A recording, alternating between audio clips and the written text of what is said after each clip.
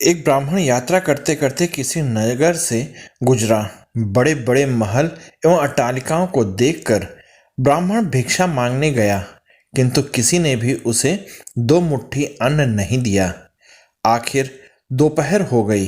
ब्राह्मण दुखी होकर अपने भाग्य को कोसता हुआ जा रहा था। कैसा मेरा दुर्भाग्य है, इतने बड़े नगर में मुझे खाने के लिए दो मुट्ठी अन्न तक न मिला। रोटी बनाकर खाने के लिए दो मुट्ठी आटा तक न मिला।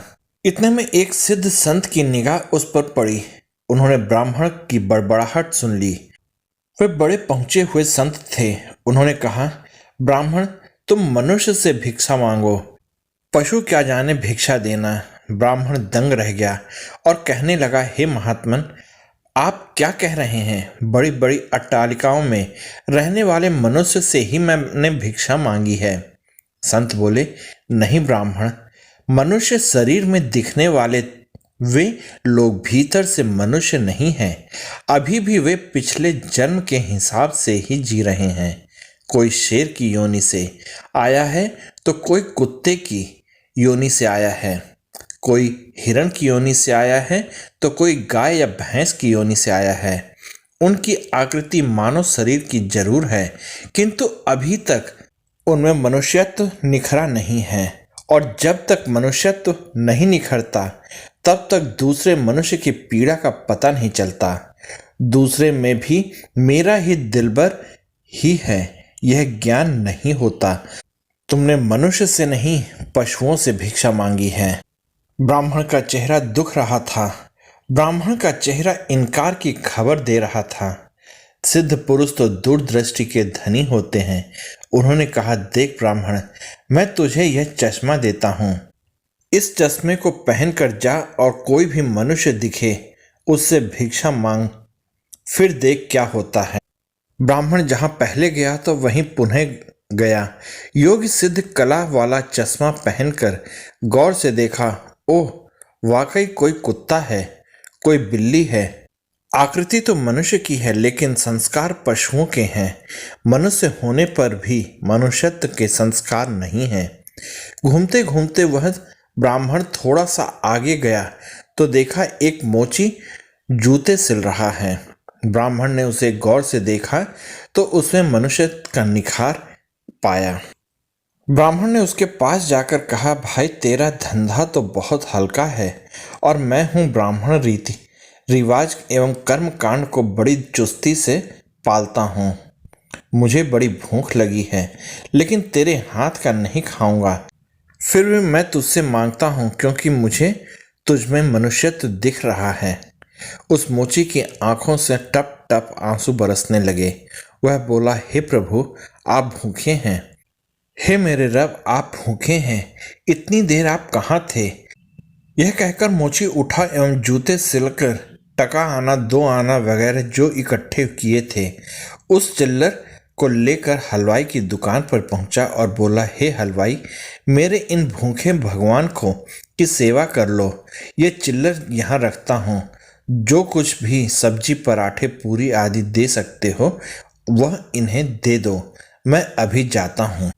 यह कहकर मोची भागा। घर जाकर अपने हाथ से बनाई हुई एक जोड़ी जूते ले आया एवं चौराहे पर उसे बेचने के लिए खड़ा हो गया। उस राज्य का राजा जूतियों का बड़ा शौकीन था। उस दिन भी उसने कई तरह की जूतियां पहनी, किंतु किसी की बनावट उसे पसंद नहीं आई तो किसी का नाप नहीं आया।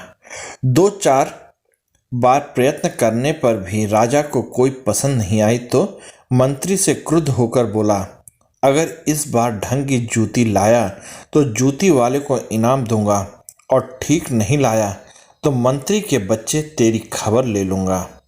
देव योग से मंत्री की नज़र उस मोची के रूप में बड़े असली मानव पर पड़ गई, जिसमें मानवता खिली थी, जिसकी आंखों में कुछ प्रेम के भाव थे, चित्त में दया करुणा थी। ब्राह्मण के संग का थोड़ा रंग लगा था। मंत्री ने मोची से जूते ले लिए एवं राजा के पास ले गया। राजा को वह जूती एकदम फिट आ गई। मानो वह जूती राजा के नाप की ही बनी थी। राजा ने कहा, ऐसी जूती तो मैंने पहली बार ही पहन रहा हूँ।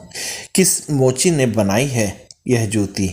मंत्री बोला, हुजूर, यह मोची बाहर ही खड़ा है। मोची को बुलाया गया। उसे देखकर राजा की भी मानवता थोड़ी खिली। राजा ने कहा, जूती के 5 रुपए होते हैं, किंतु यह 5 रुपए वाली नहीं, 500 रुपए वाली जूती है। जूती बनाने वाले को 500 रुपए और जूती के 500, कुल 1000 रुपए इसको दे दो। मोची बोला, राजा साहब तनिक ठहरिए, यह जूती मेरी नहीं है, जिसकी है उसे मैं अभी ले आता हूँ। मोची जाकर विनयपूर्वक ब्राह्मण को राजा के पास ले आया एवं राजा से बोला, राजा साहब, यह जूती इन्हीं की है। राजा को आश्चर्य हुआ और बोला, यह तो ब्राह्मण है, इसकी जूती कैसे? राजा ने ब्राह्मण से पूछा तो ब्राह्मण ने कहा, मैं तो ब्राह्मण हूँ, यात्रा करने निकला हूँ। राजा, मोची जूती तो तुम बेच रहे थे। इस ब्राह्मण ने जूती कब खरीदी और कब बेची? मोची ने कहा, राजन, मैंने मन में संकल्प कर लिया था कि जूती की जो रकम आएगी वह इन ब्राह्मण देव की होगी। जब रकम इनकी है तो मैं इन रुपयों को कैसे ले सकता हूँ, इसलिए मैं इन्हें ले आया हूँ। न जाने किस जन्म में मैंने दान करने का संकल्प किया होगा और मुकर गया होऊंगा, तभी तो यह मोची का चोला मिला है। अब भी यदि मुकर जाऊं तो न जाने मेरी कैसी दुर्गति हो। इसलिए राजन, ये रुपए मेरे नहीं हुए, मेरे मन में आ गया है कि इस जूती की रकम इनके लिए होगी। फिर 5 रुपए मिलते तो भी इनके होते, 1000 रुपये मिल रहे हैं तो भी इनके ही हैं। हो सकता है मेरा मन बेईमान हो जाता, इसलिए मैंने रुपयों को नहीं छुआ और असली अधिकारी को ले आया। राजा ने आश्चर्यचकित होकर ब्राह्मण से पूछा, ब्राह्मण, मोची से तुम्हारा परिचय कैसे हुआ? ब्राह्मण ने सारी आप बीती सुनाते हुए, सिद्ध पुरुष के चश्मे वाली आपके राज्य में पशुओं के दीदार तो बहुत हुए हैं, लेकिन मनुष्यत्व का विकास इस मोची में ही नजर आया। राजा ने कौतूहलवश कहा, लाओ यह चश्मा जरा हम भी देखें।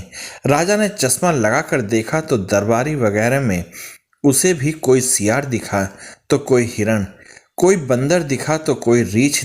राजा दंग रह गया कि यह तो पशुओं का दरबार भरा पड़ा है।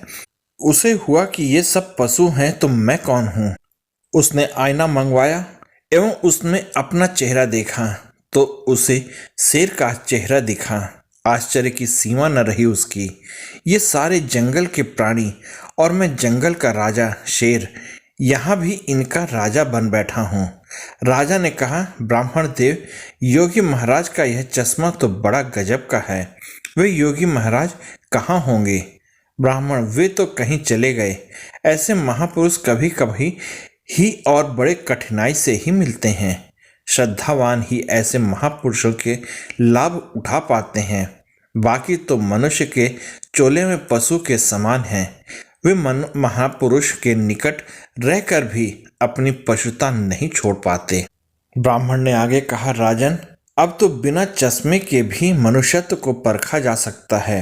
व्यक्ति के व्यवहार को देखकर ही पता चल सकता है कि वह किस योनि से आया है।